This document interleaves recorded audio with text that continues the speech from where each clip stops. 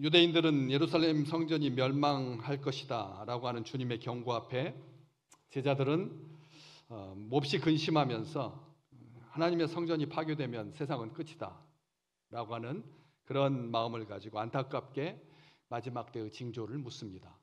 성전이 있는 한 세상은 멸망하지 않는다, 세상이 끝이 아니다 라고 생각하는 참 무모한 생각이죠.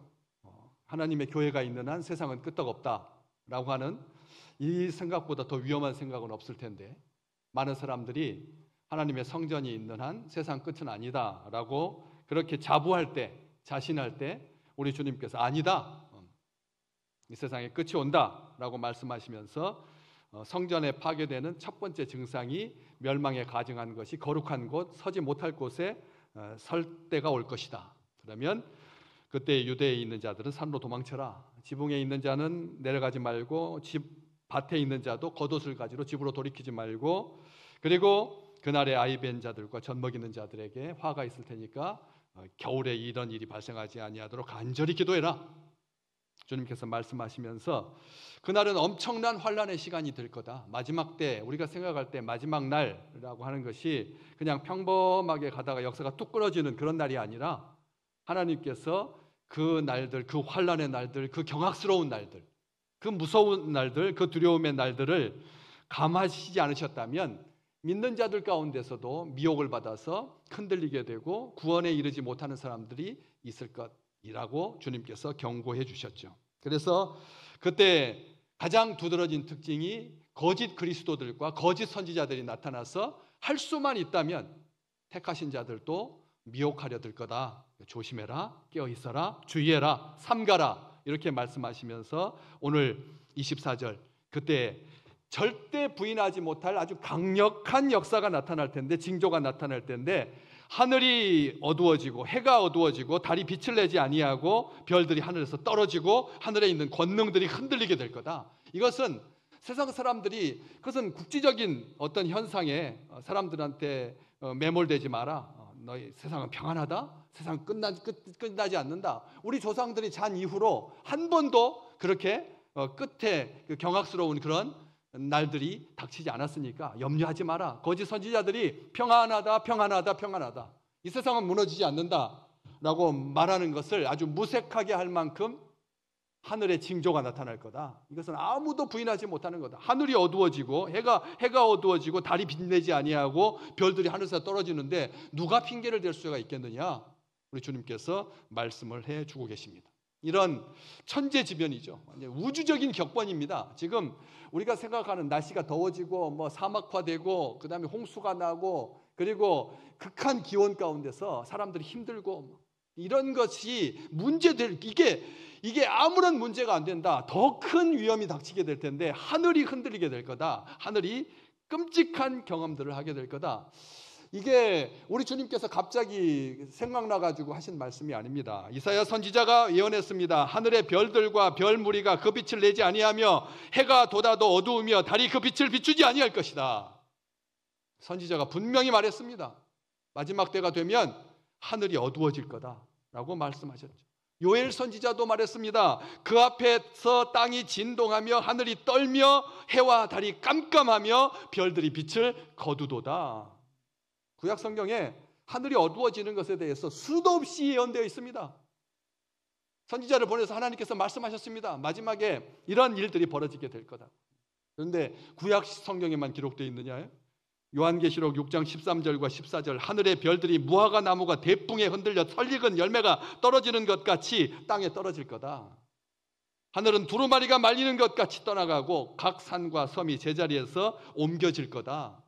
마지막 채까지 온통 하늘이 떨어지고 그리고 하늘이 두루마리처럼 말려서 소멸될 거다라고 말하고 있습니다. 베드로가 두 번째 쓴 편지 3장 10절 12절, 그날이 주의 날이 도둑같이 올 텐데 그날에 하늘이 큰 소리로 떠나가고 물질이 뜨거운 불에 풀어지고 땅과 그 중에 있는 모든 일이 드러날 거다.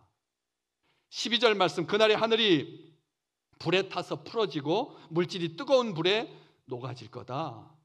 사도들도 분명히 경고했습니다. 마지막 때는 사람들이 상상할 수 없는 이런 충격적인 일들이 발생할 거라는 거죠. 우리 주님께서 그렇기 때문에 마지막 때가 어디 있느냐, 종말이 뭐냐, 이번에 중국에서 이 돌풍이 불어가지고 그냥 아파트에 있는 외벽들이 다, 창들이 다 부러지고, 그 다음에 그냥 오박이 그냥 들이치고 난리가 났습니다. 저는 미국에만 토네이도가 있는 줄 알았는데 중국에서 그 회오리 바람 때문에 아주 큰 일을 경험한 중국 남자가 호들갑을 떨면서 말했습니다. 세상에 종말이 오는 줄 알았다. 다들 예수를 믿든 안 믿든 사람들의 마음속에는 세상의 끝날에 대한 그런 두려움이, 근원적인 공포심이 있다는 거죠. 그런데 우리 주님께서 이것을 그냥 비유로 말씀하신 게 아닙니다. 하늘이 그냥 약간 어두워지기만 하면 사람들의 마음속에 얼마나 두려워하는데요. 한여름에 갑자기 대낮인데 2시인데 그냥 깜깜해져가지고 비가 칠흑 같은 어둠 속에서 비가 내리치면 사람들은 이게 종말이구나 라고 생각할 만큼 얼마나 두려워하는데, 막연한 그런 공포심을 조장하기 위해서 우리 주님께서 겁주려고 이 말씀하시지 않는 거라는 거죠. 요셉의 꿈 이야기가 창세기 37장에 기록되어 있습니다. 형들은 별들, 아버지는 태양으로, 달은 어머니로 그렇게 상징되죠. 다시 말하면 해와 달과 별이 빛을 잃고 흔들리고 떨어질 거다라고 하는 말은 의지하고 따르는 존재가 소멸될 거다라고 하는 그런 상징일 수 있습니다. 그렇죠. 분명히 해와 달과 별은 상징성이 있습니다. 사도행전 27장 20절 베드로가 말합니다. 여러 날 동안 해도 별도 보이지 아니하고 큰 풍랑이 그대로 있어서 구원의 여망마저 없어졌습니다. 구출될 희망을 잃어버렸습니다. 해와 달은 희망의 상징입니다. 그러니까 이런 비유적인 요소가 분명히 있습니다. 그러나 우리 주님께서 이런 비유로 이 말씀을 하신 게 아니다라고 하는 거죠. 의지할 것이 소멸될 거다. 믿고 의지했는데 다 흔들리게 될 거다. 그런 말씀하시는 것이 아니라는 거죠. 요한계시록 8장 12절에 보면 네 번째 천사가 나팔을 불니다. 광명체가 빛을 잃게 됩니다. 네 번째 천사가 나팔을 부니 해 3분의 1과 달 3분의 1과 별들의 3분의 1이 타격을 받고 그 3분의 1이 어두워지니 낮 3분의 1은 비추임이 없고 밤도 그러하더라. 이 말씀 무슨 뜻입니까? 더 이상 그것들에게 의존할 수 없다는 게 되는 거죠. 그것들의 인도함을 받을 수 없는 상태를 말하는 것입니다. 모든 희망이 사라지고 절망밖에 남는 것이 없는 그것을 분명히 상징하지요. 그런데 여기서 우리는 기억해야 됩니다. 영원할 것 같은 것들이 소멸될 거라는 거죠. 영원할 것 같은 것, 우리를 인도해 줄 것 같은. 이 세상 사람들이 지금 의지하고 있는 것이 정권입니까? 국민연금 많이 모아가지고 해외 펀드에다가 투자해가지고 가만히 앉아서도 한 해마다 20%씩 10% 따박따박 들어온 돈으로 다음 세대를 살릴 수 있다라고 생각하십니까? 오늘 주님 말씀하십니다. 하늘에 있는 권능들조차도 흔들 건데, 오늘 주님 말씀하셨어요. 그냥 해와 달과 별, 실제적이든 상징적이든 이것들이 흔들리고 떨어지겠지만 중요한 말씀, 오늘 말씀은 분명하게 말씀하고 있습니다. 25절 말씀, 하늘에 있는 권능들이 흔들리게 될 거다. 하늘에 있는 권능들이 뭔데요? 하늘에 있는 권능들, 선하든 악하든, 그렇죠? 에베소서 2장 2절 공중의 권세 잡은 자, 6장 12절 하늘에 있는 악의 영들 포함해서, 천사라고 선하니까 우리에게 우호적입니까? 하나님 곁에서 하나님 거룩하다 거룩하다 하나님 거룩하십니다 찬양했던 천사 중에 가장 미쁜, 가장 신실한 천사가 하나님을 대적하여서 머리를 틀고, 그리고 하나님을 우습게 여기고 하나님을 조롱하고 하나님을 대적하고 그랬는데, 하늘에 있는 권능들, 이것은 우리가 믿고 의지하는 그러한 것들이 마지막에는 다 흔들리게 될 거다라는 그런 말씀입니다. 엄청난 규모의 대량 학살, 참혹한 죽음과 파괴와 멸망, 광범위한 두려움과 공포심의 확산만을 한정하지 않는다라고 하는 것이죠. 왜요? 우리로 하여금 겁주려고 하는 말씀이 아니라, 세상은 그렇게 끝날 거다, 하늘이 다 떨어지고 망가지고 엉망이 될 거다, 만신창이가 될 거다, 이게 주님께서 하시려고 하는 말씀의 취지가 아니라는 거예요. 왜냐하면 그렇게 베드로후서 3장 그날 주의 날이 도둑같이 임할 거고 하늘이 큰 소리로 떠나가고 물질이 뜨거운 불에 풀어지고 또 물질이 뜨거운 불에 녹아지고 하는 이런 경고 속에서 12절 말씀, 우리 함께 같이 읽어볼까요? 하나님의 날이 임하기를 바라보고 간절히 사모하라. 이게 목적이죠. 이게 이 말씀을 하시려고 말씀하시는 거예요.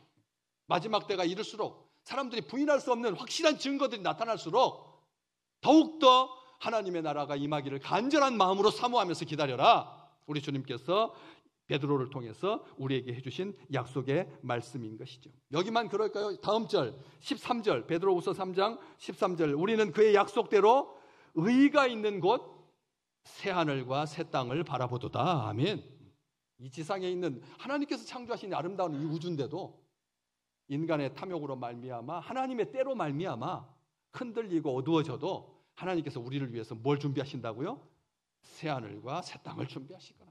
그러니까 염려할 게 아니다. 우리는 뭐 이 지구의 이 격변, 뭐 해수면이 10cm 상승하는 거, 해수면이 10cm 상승하는 거, 북극의 얼음이 녹아내리는 거, 이런 것들로 굉장히 민감한데 하늘의 징조가 있을 건데 그 지상의 징조, 땅의 징조는 아무것도 아닌 땅을 삼키고도 남을 그 어마어마한 징조가 있을 텐데 두려워하지 마라. 우리 주님께서 그렇게 말씀하시면서 오늘 말씀하시는 거예요. 26절 그때 인자가 구름을 타고 큰 권능과 영광으로 오는 것을 사람들이 볼 거다. 우리 주님께서 말씀하십니다. 그때가 되면 잘 기억해라. 우리 주님께서 다시 오신다라고 하는 그 놀라운 약속을. 그렇기 때문에 이 땅에 사는 동안 아무리 크고 강력하고 힘이 있을지라도 영원할 것처럼 보여도 생성과 소멸을 반복할 수밖에 없는 한계적인 요소들 때문에 너희 마음 상할 필요가 없다. 그것들은 스스로 어두워지는 것이 아니라 우주를 창조하시고 주관하시는 하나님께서 어둡게 하시는 거다. 그래서 오늘 그 앞에 어두워진다라고 하는 말은 다 수동태로 돼 있어요. 떨어지고 그렇잖아요. 해가 어두워지고 달이 빛을 내지 아니하고 별들이 하늘에서 떨어지고 하늘에 있는 권능들이 흔들리고 다 수동태입니다. 자기들이 어두워지는 게 아니라는 거죠. 하나님께서 어둡게 하신다는 거예요. 하나님께서 어둡게 하신다. 우주도 어둡게 하시는데 심령이 어떻겠느냐? 너희들의 심령이 밝으면 그것으로 족한 거 아니냐? 라고 우리 주님께서 말씀해 주시는 거예요. 세상이 어두워지는 것에서 남탓하지 마라. 너희의 심령이 빛 가운데로 있으면 우리 주님께서 빛이다. 우리 주님께서 해와 달과 별이 되신다. 우리 주님께서 영원하시다. 라고 하는 그 말씀을 기억하라고 하는 것이죠. 그렇기 때문에 그것들을 섬길 필요가 없다. 의지하지 말라. 하나님만 영원하다. 인생은 풀과 같고 그 빛나는 영광도 풀의 꽃과 같은 것인데 왜 인생을 의지하느냐? 라고 말씀하시면서 이사야서 40장 8절 풀은 마르고 꽃은 시들지만 우리 하나님의 말씀은 영영이 설 것이다. 선지자는 그렇게 선포하고 있는 것이죠. 하나님의 말씀이 영원합니다. 하나님의 말씀만이 영원합니다. 그렇기 때문에 그 말씀을 붙드십시오. 그러면 살게 될 줄로 믿습니다. 하나님의 말씀이 살려준다는 거죠. 사람들은 스타가 되기를 꿈꿉니다. 하늘의 별과 달처럼 빛나기를 원하죠. 모든 사람들이 꿈꾸는 겁니다. 모든 사람들이 스타가 되기를 원합니다. 사람들의 화려하게 주목받고 싶어 하죠. 그러나 스타 스스로 타락하지 말라는 말입니다. 스타는 무슨 뜻이라고요? 스스로 타락하지 말라. 하나님께 돌려야 할 영광을 가로채지 말라는 뜻이죠. 우리 주님만이 빛이시고 우리 주님만이 영원하고 예루살렘에서 새 예루살렘에서 하나님 나라에서 해와 달과 별이 필요치 않다. 요한 사도는 분명하게 말씀하십니다. 왜? 우리 일찍 죽임당한 흔적을 가진 어린 양 같은 우리 주님께서 친히 빛이시기 때문에. 주께서 그 빛이신 우리 주님께서 우리를 친히 다스리십니다. 우리를 돌보십니다. 우리를 책임지십니다. 주님이 우리를 빛 가운데로 행하게 하십니다. 주님은 우리가 세상의 빛이라고 하셨습니다. 우리가 빛입니다. 해와 달과 별, 우주에 끝없이 이어질 것 같은 그 태양에서 오는 그 무한한 에너지로 온 세상이 흔들림 없이 갈 것 같은데도 여러분 거기로 말미암아 밀레니엄 때 무슨 일이 있었는데요. 전자파 교란으로 인하여서 흑점 하나만 폭발해도 태양에 있는 한 군데 그 큰 태양 덩어리에 바늘구멍도 안 들어갈 자그마한 구멍에 흑점 불이 꺼지고 그 불이 태양의 그 불이 꺼지는데 그 불구덩이 그 꺼진 까만 점이 우리 지구보다 더 큰 거죠. 그것으로 말미암아 거기서 나오는 유해 광선으로 인하여서 전파가 차단되고 교란되고 난리였었습니다. 우리 기억해야 됩니다. 우리가 빛이라고 하는 것을 착한 일을 행함으로 주님의 영광을 드러내는 존재라는 것을 많은 사람을 옳은 대로 돌아오게 하는 하늘의 별처럼 빛날 것이다. 다니엘 선지자는 분명히 우리에게 말씀하십니다.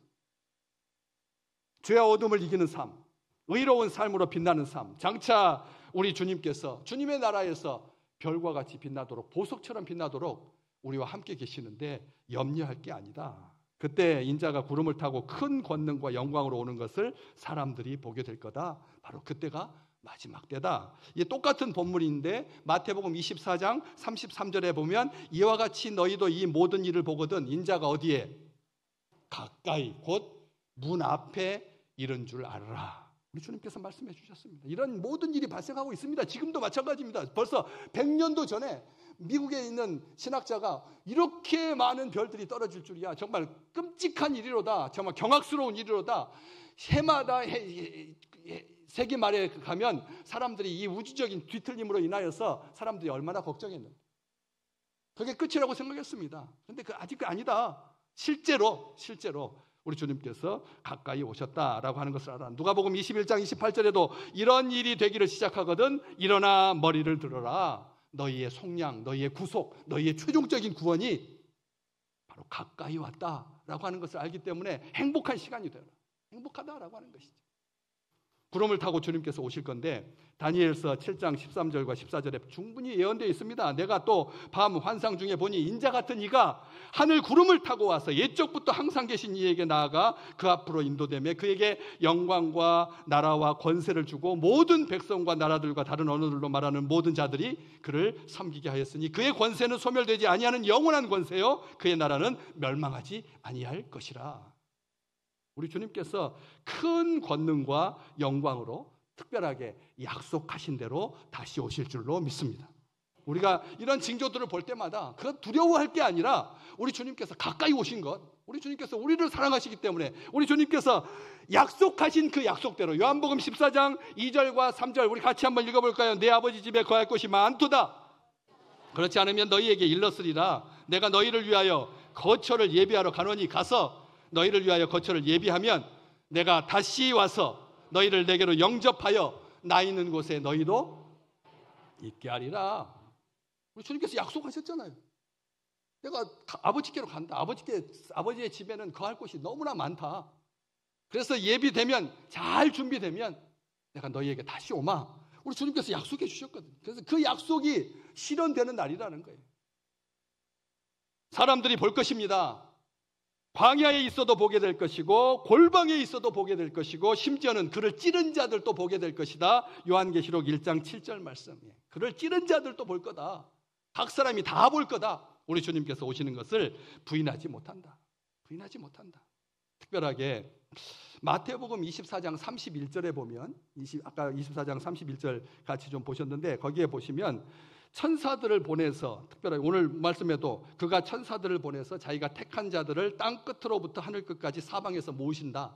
오늘 이렇게 예배드리러 사방에서 우리 주님께서 모아주시는 것이에요. 천사들을 보내셔서 오늘 아침에 오실 때 어떻게 오셨어요? 천사들이 여러분과 함께 하나님의 성전에 모일 수 있도록 그렇게 인도해 주시고 손잡고 함께 주의 전에 오신 거라. 우리는 이것을 믿습니다. 우리 주님께서 약속하셨으니까 우리 주님께서 천사들을 보내서 사방에서 당신이 택한 자기가 택한 하나님의 택한 백성들을 모으신다고 분명히 말씀하셨기 때문에 그 약속의 말씀인 줄 압니다. 그런데 마태복음 24장 31절에 보면 천사들을 보낸다라고 하는 그 말 앞에 큰 나팔 소리와 함께 천사들을 보낸다. 이런 말이 더 있습니다. 마태복음 24장 31절에 무엇과 함께? 큰 나팔 소리와 함께 다 들을 수 있도록 큰 나팔 소리 모두가 다 들을 수 있도록 우리 주님께서 오시는 그날 주의 백성들을 모실 텐데 큰 나팔 소리로 믿음의 사람들 끝까지 믿음을 잃지 아니하고 신실하게 주 예수 그리스도를 경배하고 주님을 찬양하고 주님을 의지한 사람들에게 다 들을 수 있도록 환영한다는 말씀으로 그렇게 큰 나팔 소리로. 그렇지만 반면에 예수님을 부인하고 평상시 예수님을 대적하고 예수 안 믿고 자기 힘 의지하고 자기 의지대로 살고 자기 제멋대로 산 그런 사람들에게는 그 멸망의 눈을 알리는 자기 피부가 타는 냄새, 뼈가 꺾이는 냄새가 나는 그런 추악한 날이 될 거다. 경악스러운 공포의 날이 될 것이다. 나팔 소리가 전쟁 포로들에게는 죽음과 수치의 날이 되고 승리한 주의 백성들에겐 주의 여호와의 용사들에게는 그날은 만방의 승리를 자축하는 놀라운 축복의 선포가 빵빠르가 될 것이기 때문에 그래서 큰 나팔 소리와 함께 주님께서 천사들을 보내신다. 택하신 자들을 모으신다. 끝까지 믿음을 지키고 승리하시기를 주의 이름으로 축복합니다. 한순간도 잊지 마십시오. 마지막 주 때가 어느 때인지 아버지만 아신다. 나도 모르고 천사도 모른다. 그건 중요하지 않다. 그렇지만 분명한 징조들이 쌓이게 될 거다. 너희들이 깨어있어라, 주의해라, 삼가라. 인자가 올 테니까. 그래서 누가복음 21장 28절에 이런 일이 시작되기를 시작하거든 뭐 하라고요? 일어나 머리를 들어라. 다시 말하면 한번 다 같이 한번 일어나 볼까요? 한번 일어나 보세요. 자리에서 쭉 일어나 보세요. 쭉 일어나세요. 일어나 보세요. 일어나 보세요. 예. 그리고 앉으십시오. 예. 예. 일어난다는 말은 뭡니까? 앉아 있지 마라. 졸지 마라. 앉아 있지 마라. 일어나서 무엇 때문에? 영광과 기쁨으로 오실 주님을 맞이하는 거니까 일어나야죠, 당연히. 그렇지 않겠습니까? 일어나서 우리 주님을 맞으라. 일어나서 이라고 하는 말은 그런 의미입니다. 그날을 바라보며 영광의 나라를 상속하는 기쁨으로 충만하여서 속에서부터 일어나지 않을 수가 없는 거예요.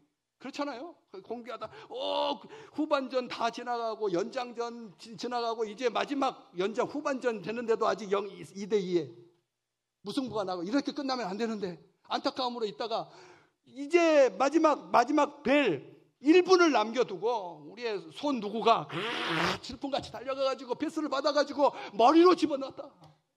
그럼 앉아있을 사람이 누가 있어요? 앉아있을 수 있습니까? 그 놀라운 그 축복의 날을, 그 기쁨의 날을, 우리 주님께서 오시는 날을 우리를 사랑하셔서 영원히 썩지 않을 아름다운 것들로 채워주실 그 날을, 하늘의 신령한 복을 사모함으로 평생에 인내하며 참고 예수 잘 믿고 살아온 우리 주의 백성들을 우리 주님께서 외면치 않으실 것이기 때문에 간절히 그 날을 바라보면서 사모하면서 깨어서 감사하는 마음으로 기도하면서 주의 날을 사모하는 우리 주의 백성들 되시기를 주의 이름으로 축복합니다.